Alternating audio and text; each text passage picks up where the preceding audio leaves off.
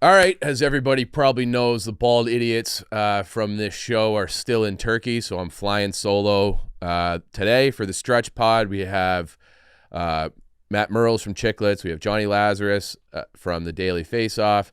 We're going to be talking hockey, Blackhawks, kind of wider league, and then we got our old friend Michael Cerami to talk about the Cubs heading into the winter meeting. So that's going to be the show today. Hope you guys like it. Like and subscribe, and let's get into the show. Hey, before we get into today's interview episode, we want to talk about Miller Lite. From family gatherings to holiday parties with friends, this season is for enjoying time with the most important people in your life. Make the holidays even better with Miller Lite, the great tasting light beer from people who love beer. Tastes like Miller time, the taste you can depend on. No games, no gimmicks, just a great beer for people who like beer. Miller Lite is brewed for taste. It hits different than other light beers. Simple ingredients like malted barley for rich, balanced toffee note flavors and the iconic golden color. Good stuff, fellas. Just Miller Lite. That's just, as John Gruden would say, that's just good beer. That's just good beer. That's Americana right there. Yeah. It really is. Yep. You know, it's funny. We talk about, like, it's start of summer. It's like, it's almost Miller time. And, you know, baseball season drudges on. Then we get to football season. Miller time's here. It's fall, football, beer. Then it's winter. Miller time's just year-round, really, when you think about it, you know? Yeah. Let's just talk about a moment when you had a nice connection with someone drinking Miller Lite. Tell you what, me and Dave are going to cheers a nice Miller Lite when we get that full head of hair back from Turkey. I can't wait. That's going to be a great cheers, Ed. Yeah, so making memories at the year-end gatherings tastes like Miller time. Go to MillerLite.com/midshow to find delivery options near you. Or you could pick up some Miller Lite pretty much anywhere that they sell beer. Tastes like Miller time. Celebrate responsibly. Miller Brewing Company in Milwaukee, Wisconsin. 96 calories and 3.2 carbs per 12 ounces. Fewer calories and carbs than premium regular beer. All right, we're here. It's the stretch. I'm flying solo because all my coworkers are bald and they're in Turkey getting hair transplants. So because I'm blessed with great hair, I had to stay behind. But that means I get to do whatever I want. And what I want to do is talk hockey with a couple of good guys. We got Matt Murls and we got Johnny Lazarus here to kind of give us a little bit of an outsider's perspective on the Chicago Blackhawks because I'm miserable. I'm too close to it. I have to watch every game. And I'm starting to have real dark thoughts about this whole project. So I want to bring in some guys who can maybe give a little insight, a little fresh take on it. So guys, thanks for joining. Appreciate you being here. Yeah, thanks for having us. Yeah. Awesome. Yeah. I'll give a disclaimer right off the hop. Okay. The only Blackhawks I've watched this year is when I faded them. And if you So have every a night. Blackhawks fan out there with very deep pockets and he wants to supplement my betting account, I can get the Blackhawks in the playoffs because every time I bet against them, it's the only games they ever win. So we'll get that out of the way. Let me see if I can find Big Cat because he can make that up by reselling his tickets if the team ever gets good. So, yeah, but it's been a tough slog. So Johnny, let's start with you. Yeah. When you look at this team and you have the show, you do it every day, recapping the NHL. Shout out the name of your show where people can find it. We'll get that. Morning Cup of Hockey. I know it's kind of a mouthful. Morning Cup of Hockey. Yeah. But Pat Maroon comes on once a week, so I do keep my eyes on the Chicago Blackhawks. I got to keep watching Pat, and he's been a bright spot for you guys, huh? I know people chirp him, but what I see, he's like second or third in assists on the team this year for Chicago. So I've hated him forever. back to his and he's been in the office here too. Good dude. Mm-hmm. But he was with the Ducks and he's with the Blues and he's with all these teams that I've always just hated. And I kind of wrote him off. This is the first year where I've like actually paid attention. Big time hockey IQ, decent hands. He just doesn't have wheels anymore. But that fourth line, which is him, Craig Smith, and Lucas Reichel, so two old grizzled guys and a young guy who is trending towards having a career in the KHL. That line has been pretty good. So, but when you watch the Hawks and you talk to Pat Maroon, what do you see? Well, I mean, I think the thing that stands out most right now, Chief, is that they can't score goals, right? Like, it doesn't take a genius to figure that out. They've played 25 games. I saw a stat. They've only scored or they've scored less than 3 goals in 17 of those 25 games. Like, that's a recipe for a disaster no matter what league you're playing in. So, I think the biggest thing for them is just getting around the net and doing things that are ugly, right? Like you're not going to score the pretty ones. You're not going to score the flashy ones, especially with a guy like Connor Bedard who's struggling. Like you got to play ugly style hockey. And that's why the fourth line is having success for them. Like those guys go out there and they know what they're doing. Like they don't try to make it pretty. They get to the front of the net and the defensemen shoot from the point and they find a rebound. Like that's how they scored the other night against Toronto, right? So, I know it's cliche, but you just got to simplify things and do things the ugly way. And that's the only way you're going to get yourselves out of this slump is, trying to score ugly goals around the net. Yeah. So Murls, you've seen the games where they've actually scored some goals, it sounds like. So what are you seeing? Are they the worst team in the league? I'm not ready to say that, but I am. I go with Johnny's point that their 3 wins out of their last 10 games was Florida, Dallas, and Minnesota. Mm-hmm. And right now you could say all 3 of them are cup contenders. And I know I was on bad teams. When you play those good teams, you really do simplify it. You play even safer and smarter. And it seems like if they play that way, then they are good. It's when they get against a team that they think maybe they can dipsy doodle around or they can start making plays together is when they really get exposed. So if they do, keep it simple. You're not a great club. You're rebuilding. Keep it simple. Get pucks to the net. Get bodies to the net. But I'm not ready to give them the worst team in the league yet. But let me ask you that question, Chief. Like, what do you want out of them?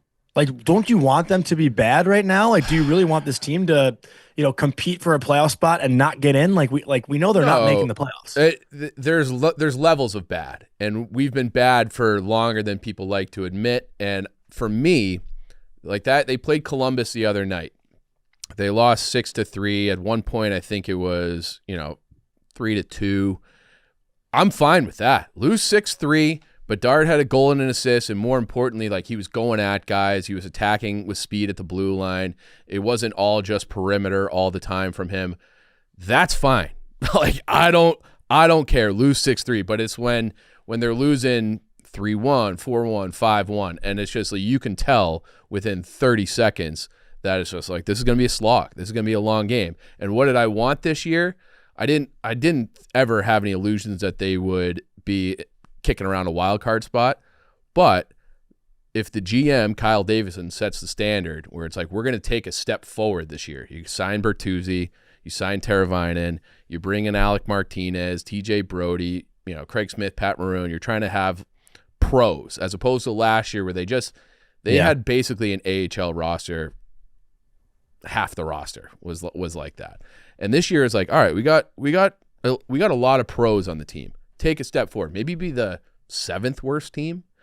and it's just not like, and they're not like, so if your stated goal was to take a step forward and you're either standing still or kind of moving backwards, then that's where my problem is. And I want to have fun. I want to be entertained. It's kind of like similar to the Bears, where it's like the Bears, they lose the rest of the way, but Caleb looks awesome. Then I can stomach the losing and be like, we're at the first step of this project. Bedard has not looked awesome. He's been better in the last week or so, but he has not looked like, he was put in that category, which is probably unfair to him or anyone, of Crosby and McDavid. In terms of guys that were hyped as can't miss guys, he was put in that bucket. And I'm starting to wonder if like his ceiling's not really. Get out of here. All right. Well, talk me out of it. Murls, what do you think? You think the conversation in Chicago is that bad that you guys are starting to say Bedard's a miss? No, not a miss. Not a miss. But is he the guy, like, to me, I love Patrick Kane. He's my favorite Blackhawk of all time. He's not Sidney Crosby. He's not Connor McDavid. He's on that next tier. So is Connor Bedard going to be good enough to be the best player on a championship team? And that's the standard. That's what you pick a guy number 1 overall. If he's compared to those other guys, that's kind of the McKinnon, McDavid, Crosby. Like that's what everybody was sold on. I am starting to have doubts on if he's a 120-point guy. So yeah, I don't think he's the guy like Crosby, McDavid. It's unfair to judge him, I guess, after 2 seasons or whatever it's been. But he just doesn't have that size. It doesn't seem like he has that killer instinct that those guys had the second they came in the league. Crosby came into the league, and you knew he was a killer. Like right away, he was taking over games. He was leading other guys, and yeah, they stunk too. But he was something different. I don't think Bedard's that. I see Bedard maybe as like a Pasternak at the end of it, a guy that can score a ton of goals, get his points, but he's not the center. You need to have a centerman that is just an absolute horse, and you actually need two of them if you want to go all the way. I think he's like Austin Matthews and Jack Hughes' body, if that makes sense. Like, does that kind of check out a little bit? I mean, I think what's up? The guy I've been comparing him to as pie in the sky at this point, because I am ready to move him off of center full time, is Kucherov. Where Kucherov's fucking, he's a killer. He's a killer and he's got nails. And I wish I had not put that label on Bedard because I'm trying to be nice, but yeah, like I don't think he's a killer. And even in it's so meatball-y, but the Hawks do this behind the scenes kind of like a Hard Knocks show on their own YouTube. Yeah, every shift. I saw that. Every shift. Yeah. And you had Bedard's out there and he's mic'd up and he has this little sequence where he trips up Kane. Yeah. And he's just kind of whining and complaining and, tell him to stay on his fucking feet. Well, he skated by you to the bench within earshot. He was like, say it to him. You say it to him. Be a fucking dog and get in his face. And I don't think that's his personality type, but the Kucherov thing where I don't see Kucherov as he's not a McDavid skater. He kind of manipulates D by how he moves his body, especially on that power play where he barely moves, but he opens up passing lanes and then he's got the great shot. That's where I don't think he'll get to that level, MVP, all that kind of stuff. But could he be that kind of a player? In the zone, you give him the puck, he makes magic happen. But it's that killer instinct that I haven't seen it yet. I think he's a better skater than Kucherov. I think his edges are great. I think he skates around like Jack Hughes. I really do. He's so light on his feet. And Bedard, going from the D zone through the neutral zone into the offensive zone, he's pretty strong at carrying the puck up the ice, right? I think, listen, he's a 19-year-old kid. I know, but there are a lot of 19-year-olds drafted hyped to the moon that produce right away. All right, but there are a couple that takes, look, I mean, Jack Hughes, I'm talking about Jack Hughes right now. Look at him. He's the perfect example, right? Totally. First 2 years, I think under 40 points and then, gets hurt the year after. He's on a great pace. And then his fourth year explodes for 99 points, right? Not saying that. And Bedard had 61 last year? Rookie of the year. But this is where the conversation gets weird. I think he's an all-star. I think he will be an all-star. but he's not good. No, he's very, very good. But he's not like that. I don't think he's the franchise driver, put the C on his chest, score you 120 points a year, and you're always in contention. As long as we got Bedard, we're fine. That's kind of where I'm waffling a little bit. Yeah, I can agree with that. Also, McKinnon's another guy to look back at. He didn't come out on fire and destroy the league, so there's that chance. I always like to look back on the Penguins because I was part of I was there when we were tanking, and if you look 5 years in a row, I wrote down some numbers. They drafted 5 Hall of Famers in a row. In 2002, Witt at number 5. He's going to go Hall of Fame because of his liquor brand, the best hockey liquor, not because of the hockey. But then it was Fleury number 1, Gino number 2, Sid number 1, Stahl number 2. That's 5 years in a row of picking in the top 5. So if you're in Chicago, do take a deep breath. You do need to lose again. And I know if you just stopped at Gino, you'd be like, is he the driver? Can he win you a championship? But when they added Sid, then you knew you had the 1-2 punch. So I think Bedard is definitely a 1-2 punch, but you need somebody else. You need to find that next guy. And who'd you take number 2 last year? The D-man? Yeah, Lev Shinov, he's been in Rockford the whole year. I think he reminds me, and because the Hawks were so bad last year, I ended up watching a lot of Big Ten Network hockey. So I was watching, because Oliver Moore's at Minnesota, Renzel's at Minnesota, Frank Nazar was at Michigan. So I was just happened to watch a lot of Michigan State. He reminds me of Charlie McAvoy. That's what I see out of him. Two-way, kind of more physical than you would assume. And he's he already has a man body. So if he can get the mental side of things going, I think he'll be a very good player. He might be better than Ryan Whitney. Let's hope he's better than Ryan Whitney. But can you? But you need to lose again this year and hope to get another top center guy or even 2 more years, and just it sucks. Look at these other teams: Detroit, Buffalo, and Ottawa. We've all been waiting for 6 years for these teams to rebuild and turn it around, and they're still not doing it. So it's a long ways away, Chicago. Yeah. Would you guys? We'll start with Laz. Would you put Bedard on a wing, or do you think he can make it as a center? I think he can make it as a center. I really do. And I think it's just because of the way he moves. Like, he's so quick, he's fast, and maybe, the strength needs to improve, obviously, because like I said, he's still 19 years old. But I'm going to keep going back to it. Like, these guys like Jack Hughes, these younger, smaller centers. And I'm only saying Jack a lot, honestly, because recency bias, obviously, with the way he played at the Garden the other night. And honestly, he's like one of my favorite players. I love watching Jack play. And I see a lot of Bedard in him, but Bedard has a way more dangerous shot. And I think Bedard, honestly, is a little bit more of a threat out there than Jack is at times. I think Bedard might even have the strength advantage over him. But the only way he's going to improve is if you keep him in his natural position and you let him deal with it and learn from it. If you put him in the wing, what's that going to teach him in the long run, right? Like, is there really another forward that moves better than him that could fill that spot right now in Chicago? In Chicago, no. Like, the only real center they have on the team is Jason Dickinson, who I like, and I kind of want to put Bedard on left wing and play him with Dickinson and give them the good matchups, and find someone else on the right and try to just free him up from some of that defensive responsibility. Find a guy who can win a draw, which would be Dickinson. He's the only guy around 50% on the team. And so you're not chasing it the whole time. Maybe you get him a few more kicks at the can and then, work on faceoffs and try it again. But it's like, you could tell, like, when he scored a goal against Dallas at the end of last week, he had this like look on his face where he just, not even a look on his face, his whole body, like he had just exhaled. So I want to like relieve some of that tension, responsibility, all that stuff, and just go play hockey.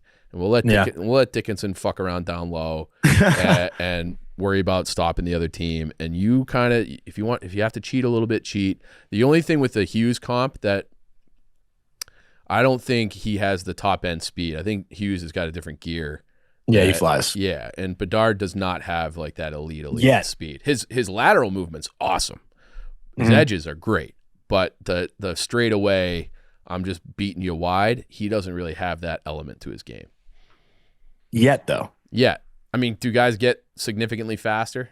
Yes. Yeah? Yeah. Oh, yeah. Okay. All right. Well, it's the second year in the league. I think that's why you do. You put him at wing now, get through this season, then maybe in the offseason he comes back, and then you try again. Try him again at center, see if he put on some weight, see if he gets stronger. I know when I went from 19 to 20. I went the reverse way though. I put on the freshman 15 or whatever they call it in between, and had the sophomore slump. But these guys don't do what I did in those summers. They're going to be training, but for this year, he obviously can't handle these big centermen. He can't handle these big players in the Western Conference. Move him to wing, like you said. I like him up in the point, and he's a smart player. He can read. He can cheat a little bit. Get him a few breakaways. If he gets a breakaway, it's in the net. So get that confidence. This day and age, the power play is where all these guys eat from. He's still going to get his spot on the power play, get all those touches there. But like you said, take a little bit of pressure off him and then reevaluate next season after the summer. It's going to be a long summer to get stronger, faster. Yeah. Bigger, stronger, faster. Is that what they say at those? That's what they say, Johnny. Yeah, but it's true. I mean, I'll talk about our number one pick, Alexis Lafreniere. Like last year, he came in and his skating improved drastically. Like he did not move as light on his feet as he did, last year compared to his first 2 or 3 years.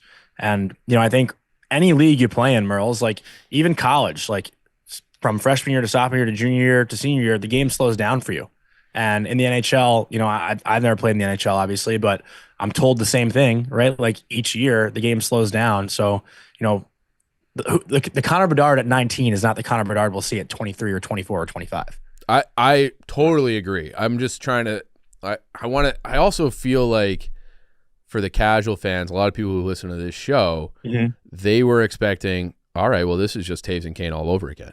And it's going to be like, we got these guys, we'll have a decent rookie year, the next year in the conference finals, and we're winning 3 cups. And I feel like that's unfair to him.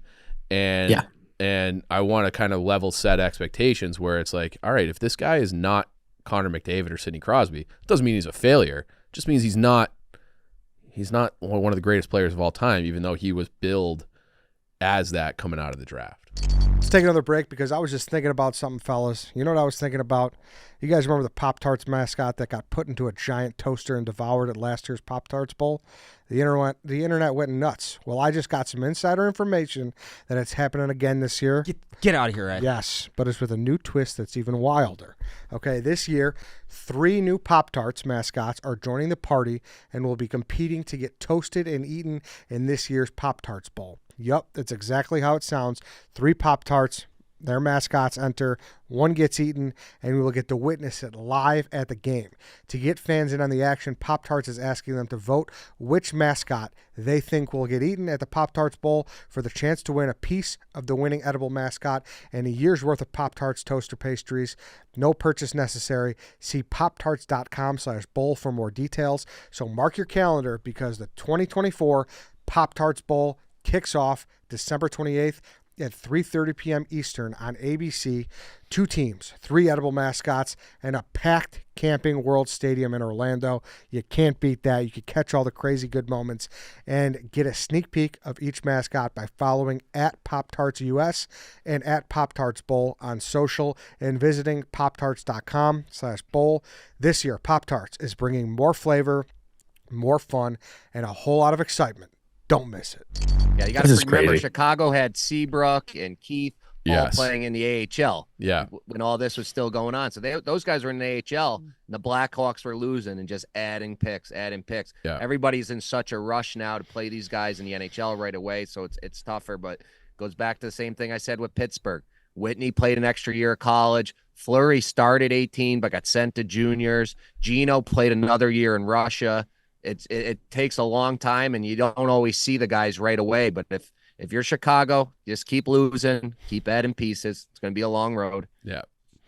I just want them to, if they lose, fine. If they lose every game and Bedard ends up with 90 points, great. Like, that's best case scenario. I am having these dark thoughts just because I watch him all the time, and I'm like, this is not it. And you're right. Is Davidson doing a good job? Do you guys happy with that guy? I'm not an analytics guy. I never like these analytics stuff.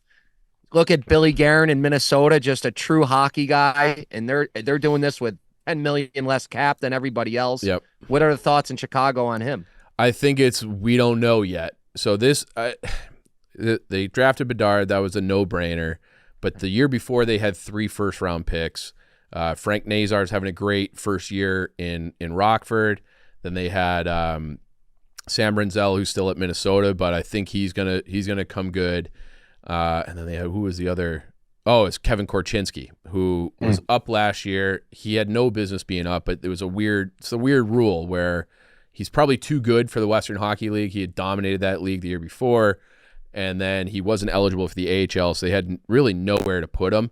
He's appropriately in Rockford right now, but that's another dark thought because he's like this power play guy, really great skater, skilled, good size. He's 6'1" or 6'2", but it's like, is he going to be a top 4 guy? Like, is the comp for him coming out was Theodore, and is he more like that, or is he more like a luxury player, third pair defenseman, power play guy like an Eric Gustafsson, who I've never liked, and he had a long stint here.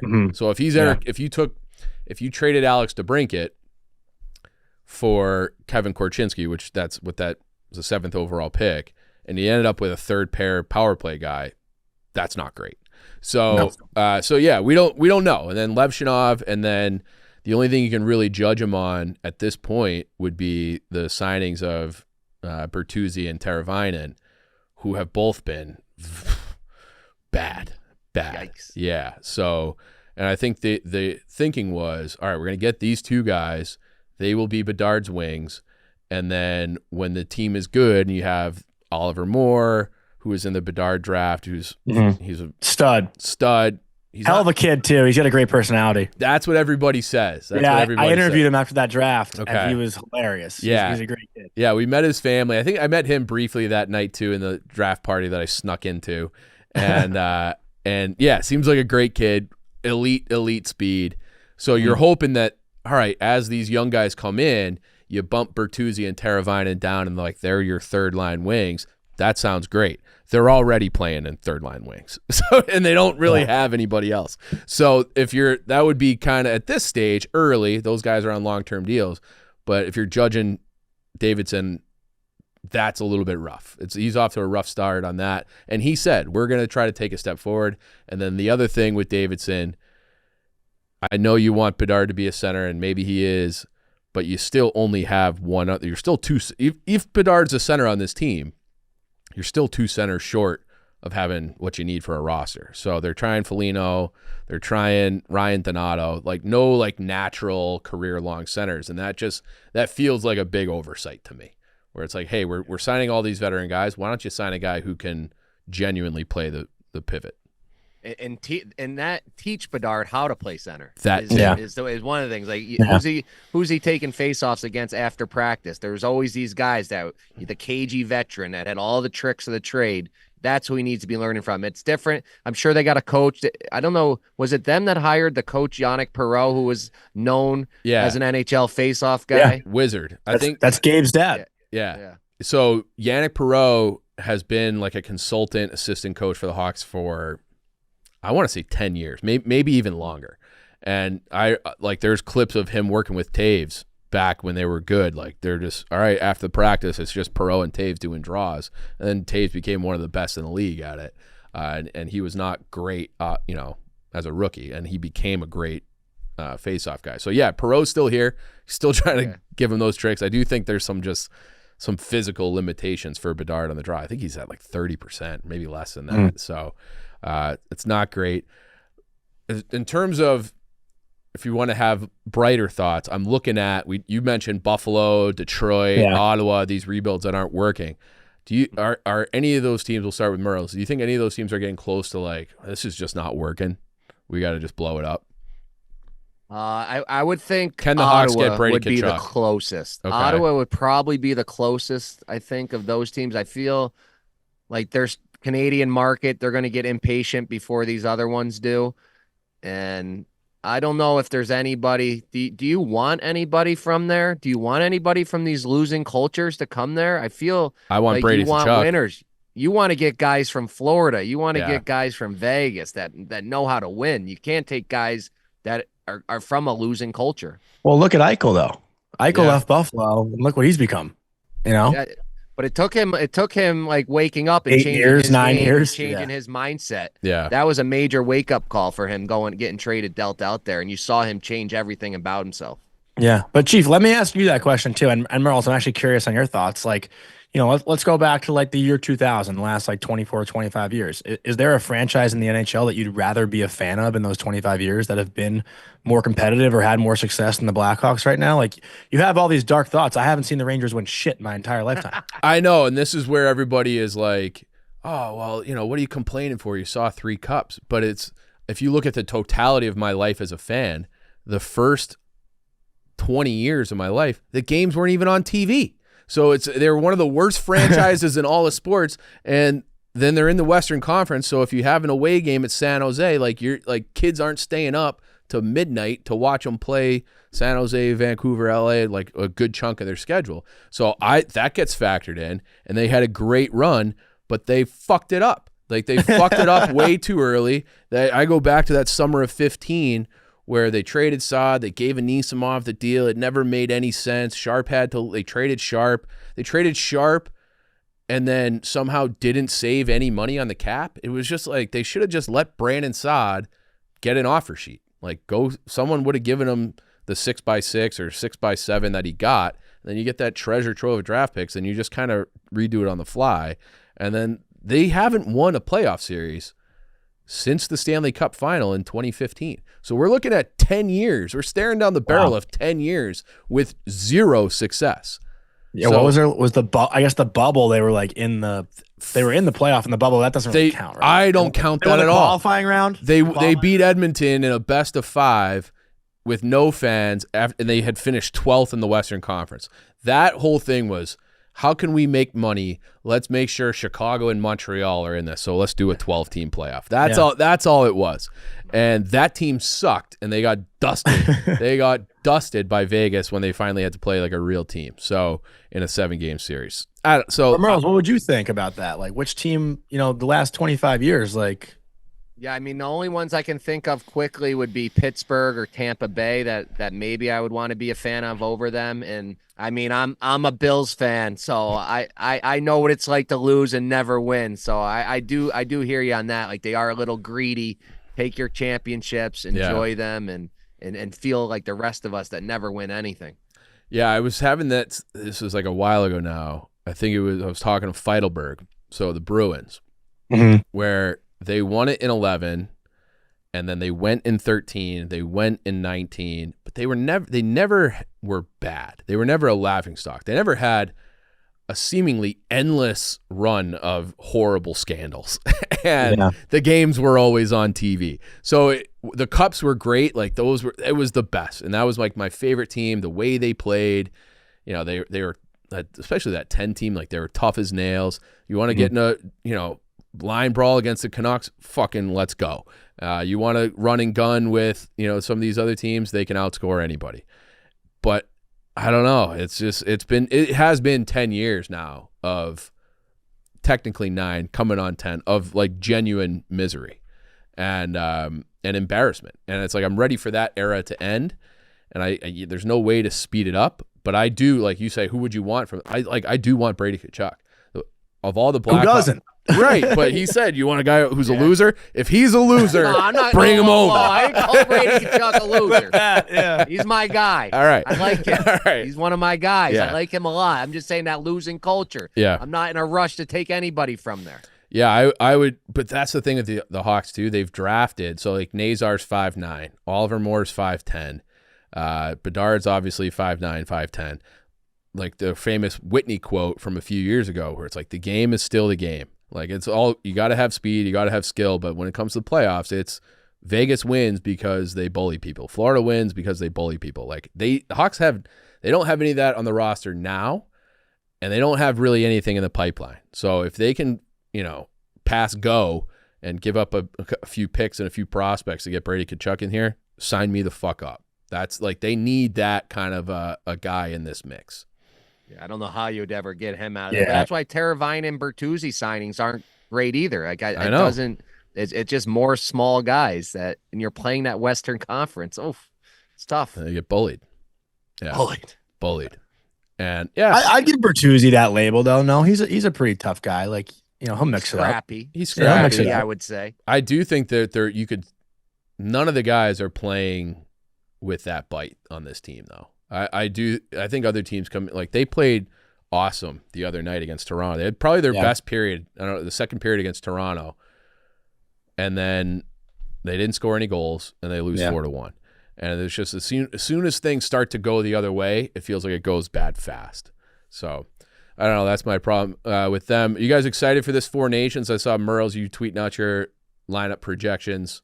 There's a lot of. I made them a while ago. I wasn't exactly sure how we were going to do it on game notes, so I had them all ready. And okay. So obviously, there's been some leaks, some guys I missed. One big omission I didn't even realize it was Faber. I didn't have on there, so that's one of my big misses in U.S. I assume he'll be on there, especially the way Minnesota's been playing and everything. And especially because Bill Guerin is the GM for the Wild and USA. They can't argue with Bill Guerin right now. He's leading the league in points or whatever it is. So, that was a big miss I noticed on one of them. But the other ones, I thought one of my dark horses was Sam Bennett. I thought he would make it. I'm not sure if he was on that leaked roster or if that's really official. I think he was. I think he was. He should be. I think that was my big one that was a surprise. And, I mean, you got to have that guy. He's a winner.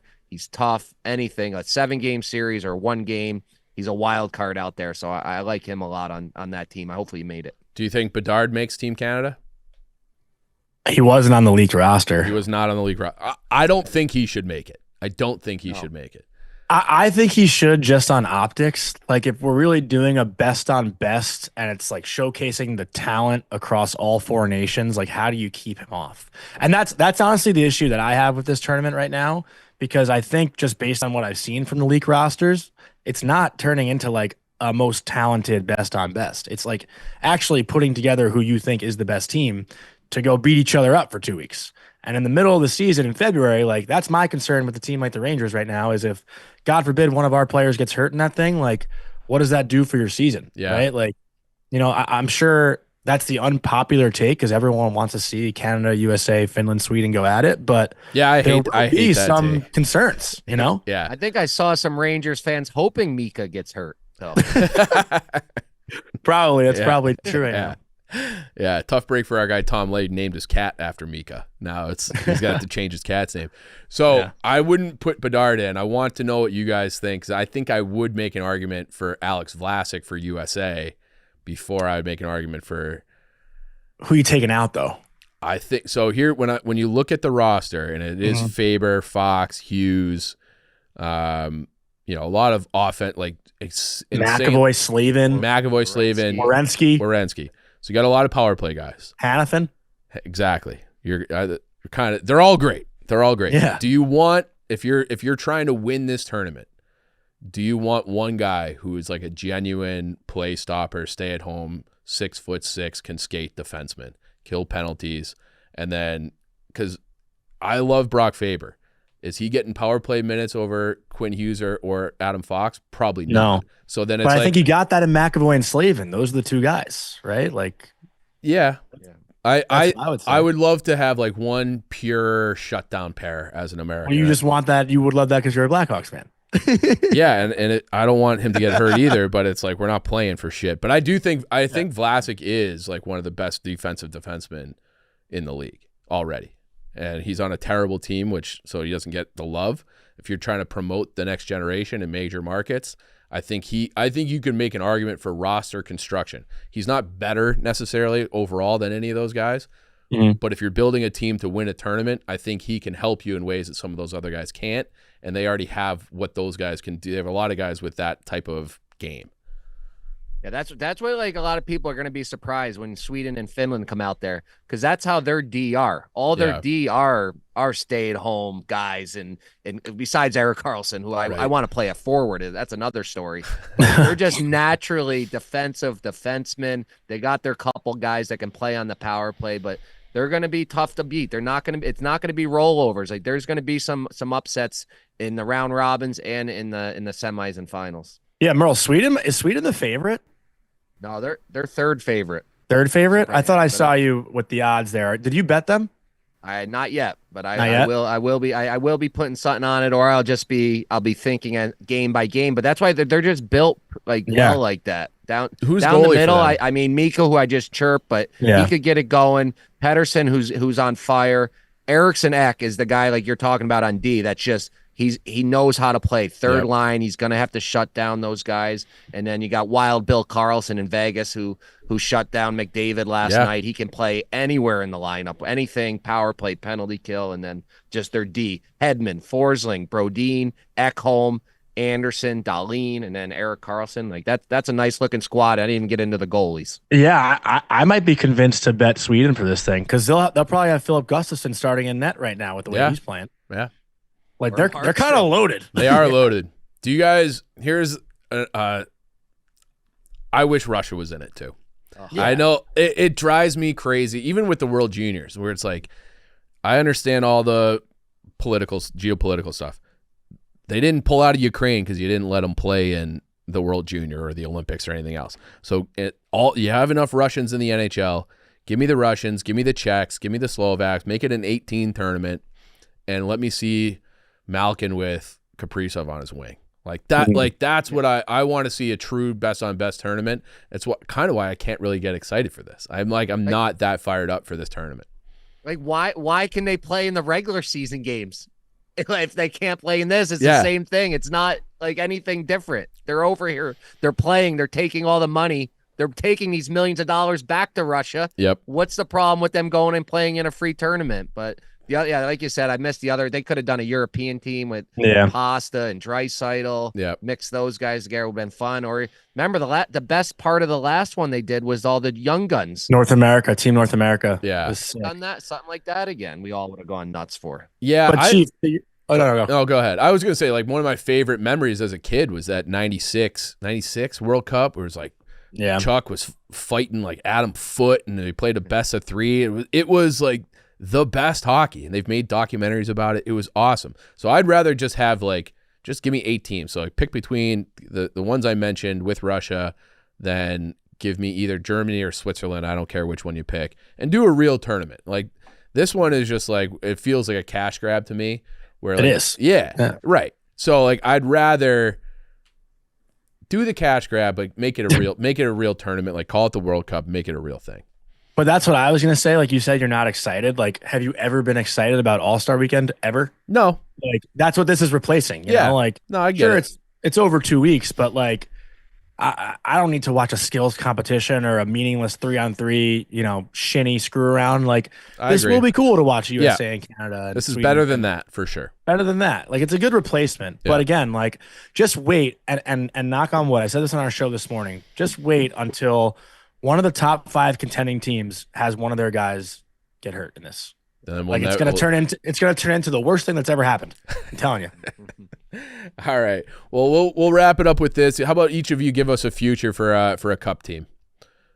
Give us something to root for. I have mine in start of the year. Vegas 18-1, and the way things have gone, I couldn't be happier about it.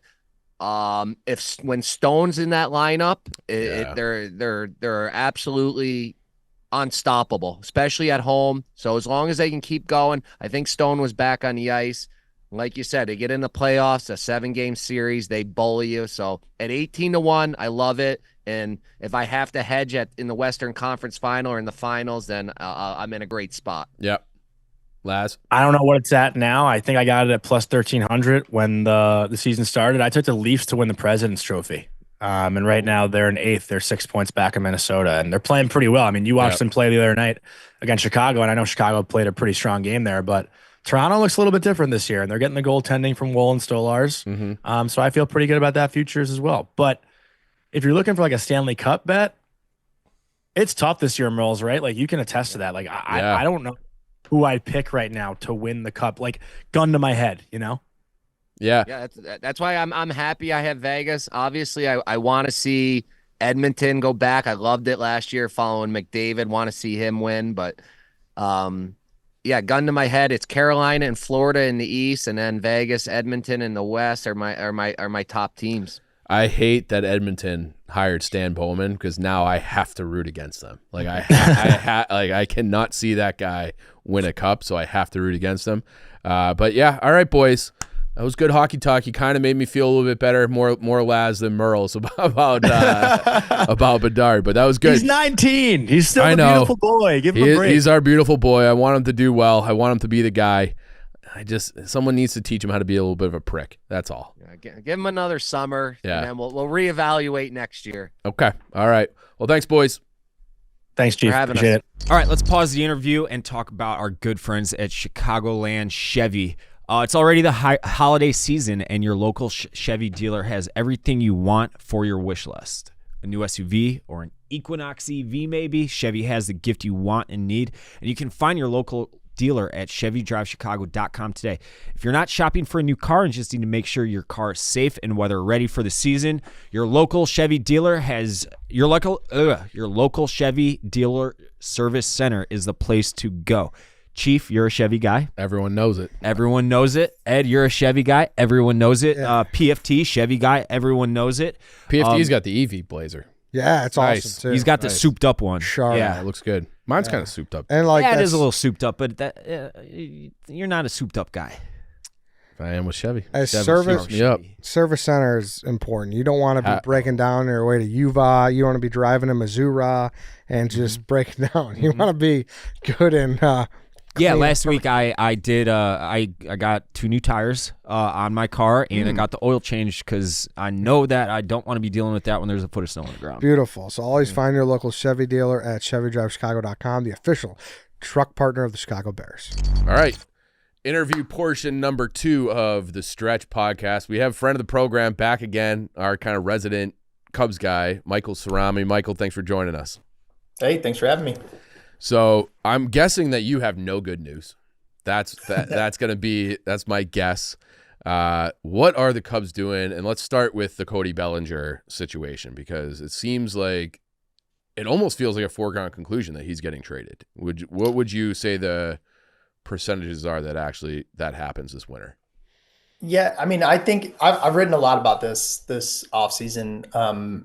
I think it all started when the end of season press conference happened and Jed Hoyer, I went and looked back at the quote and he must have said, "Oh yeah, we think Cody's going to have a lot of options. A lot of options. Cody's going to have a lot of options out there. A lot of options. Cody's going to be a guy that a lot of people want." It was like, you are what about denying you, this a little Jed? too much. Yeah, exactly. See an I option think for you? Yeah. I think they were taken a little off guard that he opted in. Okay. And I think that they're definitely trying to trade him. On the one hand, in a different world with a different front office, I'd understand it. Their payroll right now is at about $201 million for the luxury tax, and it goes to $241 million as the first tier, right? Which we think they want to stay under. So that's $40 million. But they're going to want lots to spend, let's say, after the Matthew Boyd signing. They're going to want to save $8 to $10 million for in-season additions at the deadline or bonuses, incentives, that kind of stuff. So it's really like $30 million left to spend. It's not a ton of money. If you were able to trade Cody Bellinger and offload all of his salary, well, you got another $30 million or so that you can spend. And for a different team, different front office, I'd be like, yeah, okay, we got Michael Busch at first. We got PCA in center. Seiya can play right. Go out and sign Pete Alonso to be your DH or whatever. But I don't think the Cubs are going to do that. And so because of that, I question why we would trade Cody Bellinger, who, I think he is better. I think he is better and will be better than he was last year, for one. For two, he's insurance for center field, PCA, first base for Michael Busch. They were rookies last year. We don't know. I mean, I think they're both great players and they're going to be good, but it's not crazy that they wouldn't be, just linearly better. Three, he is immediately improves the defense in right field, pushing Seiya Suzuki to DH, and then you have an excellent defensive outfield. So and then he's a lefty, and I think he's had a little bit of bad luck last year. He runs well. All that stuff. So it's like, if we're going to get rid of him and replace him with some other better hitter in free agency or trade, cool. But since I don't think that's going to happen, I have no confidence that trading him will just make this team better by way of him being gone. He is a good player. He's an overpaid player. He's a good player. So I don't really love that they are shopping him, but they 100% are shopping him. And I think that we're going to find out pretty quickly what's going to happen, frankly, because I think Juan Soto is going to sign. And if he signs with the not Yankees, I think there's going to be a good chance that Bellinger gets traded, if not literally to just the Yankees, who have the perfect fit for him for a bunch of reasons. Then some of the other teams that could be interested, like maybe like the Phillies or the Blue Jays. But having the Yankees in there, my point is that it'll help drive up the price and make it to a point where Jed Hoyer can get the overall bids to a place that he's comfortable executing on a deal. So if the Yankees do get Soto, I think the odds drop on a Bellinger trade, even if there are other teams. But if they don't, I think it's a good chance that he'll get dealt. And if he does get dealt, it's just a pure cash dump. You're not looking to replenish the farm. It's just like you just get what you can get and move on. I mean, and is Owen Casey is getting at bats next year? Like what? Like who is taking those at bats in theory? Yeah, I mean, in theory, it goes like this, right? Seiya plays right, and then you maybe add a bat, or you play for DH, and or Moises Ballesteros is the DH at some point, or Matt Shaw DH. Like making space for the prospects. I think in an ideal world, the Cubs. Bellinger would have opted out and the Cubs would have traded Nico Hoerner, and then they would have had a little bit more flexibility. But Nico's surgery is completely messing that up. We could talk about that. They were trying to trade him. And Bellinger opting in was just like a huge wrench financially and positionally. I don't know. I think they're trying hard to trade both. I know for a fact that they were trying to trade Nico Hoerner. A couple of weeks ago, there was a bunch of behind the scenes rumblings, people I talked to. I was hearing that like Nico Hoerner trade talks were getting serious. I think it's going to be difficult to pull off with his injury, his surgery. because from what I understand, he's not going to be ready for opening day. That's a big deal if you're going to miss a few weeks. And it's not just that he's only going to miss a few weeks. Who knows how he'll look when he gets back, I think they're going to try to trade both of them. I think it's just a matter of time. And so this is where I get confused, because it felt like when they added Bellinger originally, it was a little bit of a flyer, but it worked out, and they seemed like they were pushed them a year ahead of where people thought in the rebuild. They had a pretty good year a couple years ago. Mm-hmm. Then last year they took a step back. Where are we in this rebuild? Like, when are the Cubs going to be like, we're going to try to actually be good? It drives me crazy that like they're not rumored to be getting anyone. It feels like a teardown. So where are we with Jed? Where are we with this rebuild? And when can we expect the Cubs to be genuine contenders again? Because it feels like the division is there if they want it. Yeah, it was there the last 2 years, right? I mean, yeah. I completely agree. I mean, I'm getting all these like comments from people on X and on the site and being like, this is the most negative you've ever been. I'm like, I know. Like, it's because I don't, and no one has any understanding of what they're trying to do. And it's like, there's this forever promise of becoming a sustainable, division winner where you're operating more like a more expensive version, mind you. So mm-hmm. I don't mean cheap, because their payrolls are high, but of the Rays and the Brewers and the Guardians, where you're cycling in players year in and year out. I think actually the Cody Bellinger model is like exactly what they like, because you can get access to sort of higher impact players on these short-term pillow deals, kind of catch them in between their best seasons. And I think that's what they want to do. They think they want to have a ton of prospects and do that. And then they seem to believe that they are good at targeting mid-tier starting pitchers, which to some extent they are. Tyone had a great year. Shota was obviously awesome. I think Matthew Boyd is a good pickup, but it's like, we're just never going to do that thing where you go out and spend a bunch of money. Like, it's one thing to not go to get Shohei Ohtani. It's another thing that, like, Juan Soto, like I can't even think of a more platonic ideal version of a free agent for this Cubs team for right now than Juan Soto. And I get it. You're going up against the Yankees and the Mets, but like, so people always say fight, like, be in the discussion. It's people always write, there's no point. He's not going anywhere but New York. So the Blue Jays and the Red Sox are just wasting their time. Like, what are you talking about? Of course it's an option. Of course it's a possibility. And he's a lefty, 26-year-old generational Ted Williams hitter. Yeah. And we're just like, no, we're not going to try. Do you even know? Maybe he really likes Chicago. How do you know? Well, and that's that comment that you just made really kind of got me fired up. Like, there's nothing wrong. Like, the Rays, the Brewers, and the Guardians are all like admirable franchises. It's Tampa, who plays in a basketball dome. It's Cleveland, and it's Milwaukee. This is the Chicago Cubs. Like, why aren't they trying to be more like the Dodgers and the Yankees and these their peers among big market, because they are a big market team, but they want to it sounds like they want to operate as like the biggest mid-level market team. Yeah, I think that is just how it goes. And I also think that those teams have never won anything. Yeah. Okay? Yeah, so why would you want to be a team that never wins? Yeah, I don't know. I like, all just logically, it doesn't track to me the simultaneous presentation that, like, we're never going to do this thing where like the last time there was a rebuild, it was like, oh yeah, you build internally, and then boom, you go and sign Jason Hayward and John Lester and Ben Zobrist, and you eventually you go and get Yu Darvish, and you trade prospects or even big league players like Jorge Soler for a closer, and you go and do all this stuff. This time they're like, no, we're not going to do that. And it's like, okay, so you're going to be sustainable. And then at the same breath, we hear things like, well, we got to wait for like the prospects to like come up to the system, and then we can. It's like, how is it both? Why is it both?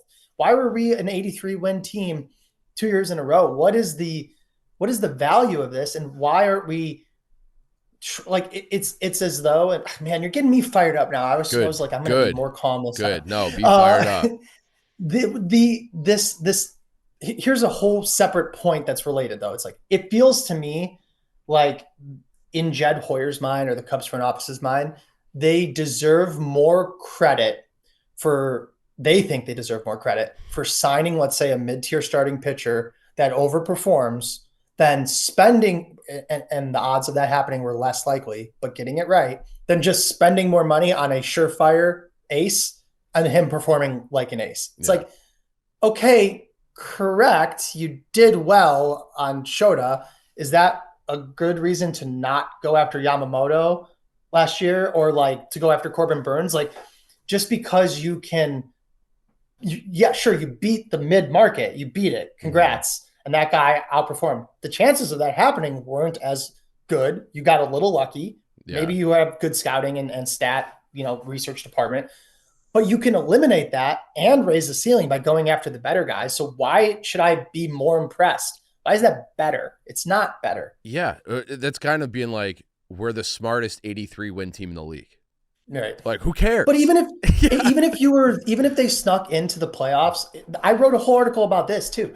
Like, this idea, so it's true that the baseball playoffs are kind of a crapshoot. I get it that wild card teams make it. I understand, but like, the goal shouldn't be for the Chicago Cubs shouldn't be getting into the playoffs and letting the dice roll. It should be being the 1 or 2 seed, so you could skip the bullshit wild card round altogether and give yourself an actual chance of winning. But that does not seem to be the case. They seem to be content with the admittedly true reality that, if you get into the playoffs, you might have a shot. Okay, you might. You also might, draw an ace when you hit on 20 in blackjack. It's like not a good move just because it could happen. Right. It's really strange to me. And then they cover it all up by having payrolls that are, 230 million. Like, we get it. They're top 10 always in payroll. They should be top 5. And I don't think that's that much to ask. Like, you bought the whole neighborhood, you made it your own. You haven't really done anything since the 17 NLCS, like that trip. So that's 7 years.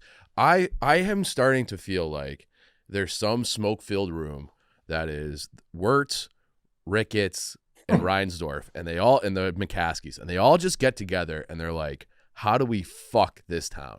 And they all kind of operate the same way, and they all get the same results, and it's driving me. And I can't, I'm a big hockey guy, and I can't talk about the Blackhawks without getting mad about the Bears, and I can't talk about the Bears without getting mad about the Cubs. And they just all do the same things, and they get the same results, and they're like, well, I don't know what to tell you. So it is. I don't think it's a stretch to say, this is wrong. I don't know. Is Chicago the most disappointing big sports city? I know there are other cities that have had worse luck. Nobody does less with more. Nobody does less with more.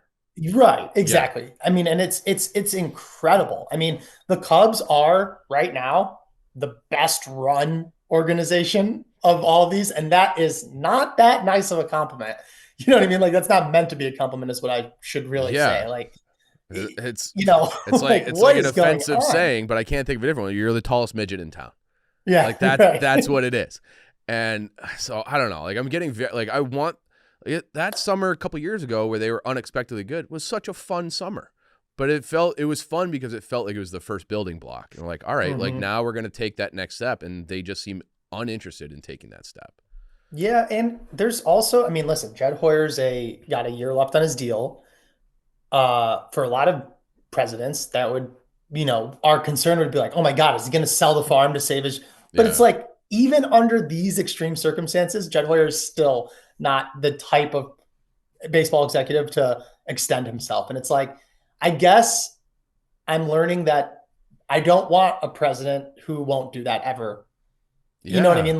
And I think he's I think he gets a lot of shit, but he's a good executive in baseball. Sure. If you say that's not true, you're wrong. He is.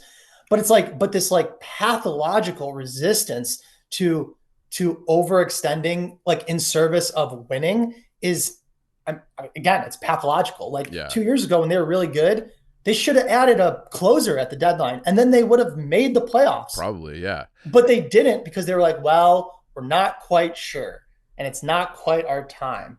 You know what I mean? It's how often and how many times do we have to say it's not quite our time, or we're not quite sure, or how often do we have to go into a season like this coming one where, guess what? I actually could imagine the Cubs being pretty good. You're going to get a full year of PCA. Mm-hmm. You're going to get Bush's second season. If Bellinger really is the right fielder, the defense is awesome. Paredes is going to be fine, and he's going to be an upgrade over what Morel was last year. Yep. The rotation looks fine. I'm sure they'll add another piece to the bullpen. They already added Eli Morgan. Like, there's a lot of like, yeah, okay. But how many times do we have to be like, do I have to like make the case to the people that read my articles like, well, listen, guys, I know it sucks and is not exciting, but I'm so sick of doing that. I'm just so tired of it. And I just want to go into the season the way I did in 16 and 17 and kind of 18, where I was like, no, we're the shit. We are a good team, and it's ours to lose, you know, in a 95 win season where we just missed winning the division with a game 163 was like a big disappointment. Yeah. That is an absolute dream scenario now that I don't know when we're going to reach. And it's not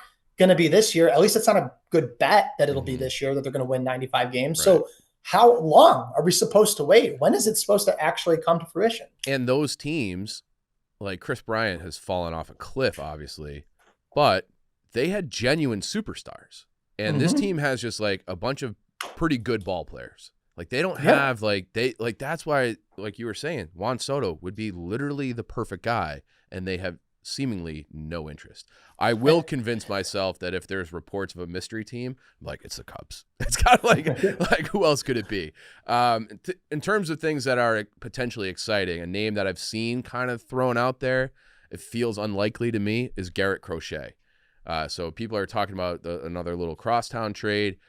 Do you think that is a guy that the Cubs are genuinely interested in, and that they will actively try to get a deal done for him? Yeah. So here's the dose of optimism I'll give. I think that if there's one big move the Cubs are going to do this offseason, it's going to be, in my opinion, a trade for an impact starting pitcher.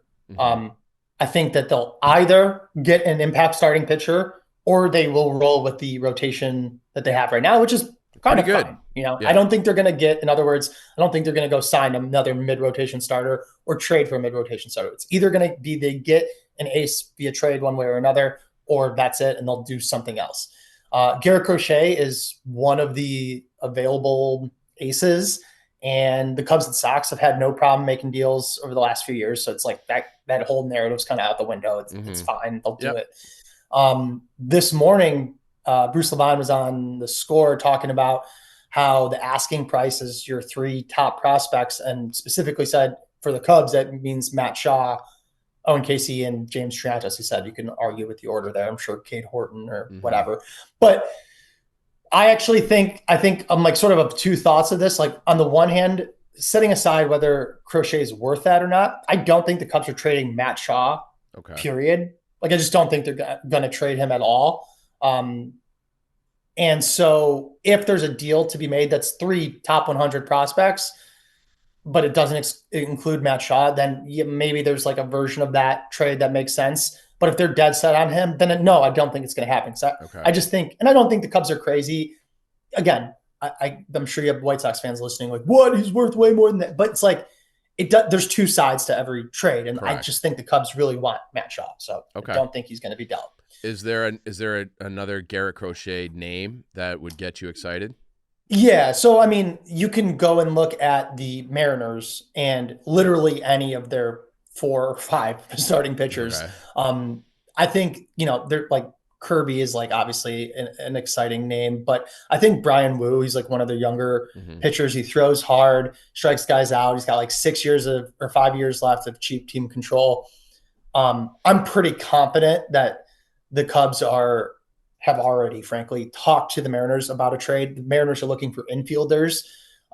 It's all sort of started around Nico Horner, but again, I think the surgery really screwed that up. I think if Nico Horner was healthy right now, trade is done yesterday. And the Cubs get one of the young Mariners starters, and Nico is in Seattle.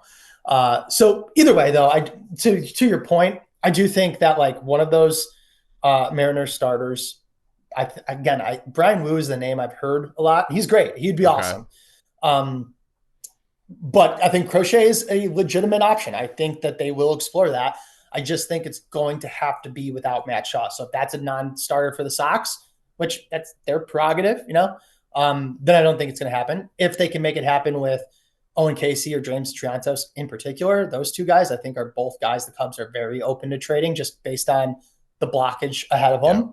And they're all at AAA. I mean, the Cubs' lowest high-level prospect is Cam Smith, who was at AA last year. You know what I mean? He was their first-round pick, and he killed it. So they have like 7 guys at double or AAA and higher that they can make a trade from, and they're going to. I think that's what's going to happen. I think that'll be the big exciting move of the offseason, absent some, absolute moonshot where the Blue Jays go, okay, fuck it, we can't extend Vladimir Guerrero Jr. We got to trade him before. That would be the other one, but I'm kind of lost hope on that. Yeah. Speaking of the young guys, last year we had Michael Busch had kind of an up and down year, but had some great moments. PCA was electric the last month and a half, 2 months of the year. Is there a guy that you think a young prospect that could contribute basically every day, or at least as a platoon coming up this year? Yeah, I mean, I really think we're going to see a ton of Matt Shaw this year. So I think one way or another. Where do they play him then? Second or like what? Yeah. Okay. I think one thing. I think no matter what, at this point, Matt Shaw is going to be. I can conceive of weird scenarios, but at this point, I think Matt Shaw is going to be the starting second baseman on opening day. Okay. Because Nico Horner won't be ready. Okay. And from there, if he has a hot 3 weeks or whatever, they're not going to just sit him. Yeah. It's not going to happen. Mm-hmm. That's option 1. Option 2 is Nico Horner's traded and Matt Shaw is just the starting second baseman all year. You know what I mean? Yeah. And option 3 is Nico Horner plays a lot of second, but Matt Shaw comes up, splits time with him. Everyone moves around a little bit, and Matt Shaw plays his way into a bigger role. I think he's a stud, and they love him. I think we're going to see a lot of him. Then I also think that Moises Ballesteros, I don't think he's ready to be a catcher, and I don't think the Cubs are going to lean on him for that. But his bat is maybe legitimately very special. There's very, very, very few players that have done it AAA. His combination of low strikeouts and power at his age, it's like MVPs. Okay, he is legit. And so if they end up having a vacancy at DH or want him to catch once a week, I think he can make an impact too. And then you just kind of hope that I don't know if we're calling them prospects, but Ben Brown and Jordan Wicks, I think those guys are good, and I think they could make an impact. And maybe Cade Horton heals up and we hear something about how he's doing, because he was supposed to debut last year, So that's another guy. So really, Matt Shaw, Moises Ballesteros, Cade Horton if healthy. Okay. And then, so how many of those 3, especially if you're making a trade for, a front of the rotation type guy, any of those guys move to the bullpen permanently, or at least for the year? And who would you peg for that role? So I feel like I'm different than the Cubs on this, because they seem pretty intent on trying Brown as a starter at some point. But I think Ben Brown's I think you just take the win and make him an awesome back-end reliever, because he's got the exact makeup for that. And then likewise, Jordan Wicks, I think I'm one of the high guys on him. I know he was hurt a lot, and that's a huge question mark. So you can't count on him. Yeah. But he looked awesome at the start of the year. He was throwing harder. His breaking balls were moving way more than they usually did. He was striking guys out. He looked like a different pitcher. When he came up, he was here's a guy who's got 5 pitches. He'll manage contact. He'll do some weak contact on the ground. That kind of stuff. And then I was hold on a second. This is a whole different level to his game. Then he got hurt. Yeah. And he came back, and he got hurt again, came back, got hurt again, and didn't end the season healthy. And it was crap, we didn't learn anything. But I actually am a pretty big believer in him as a starter long-term. And so I think he will probably be more of in the starting crop. Maybe he hangs out at AAA for when a spot opens up. Maybe he contributes out of the bullpen. Whereas Brown, I can see being no, let's use his bullets in the bullpen in the big leagues right now if there's not a spot open in the rotation. Okay. And then for last question, of the names aside from Juan Soto, which is just never going to happen, what is the trade bait or free agent that you'd be all right, good move, let's start the season, let's fucking go?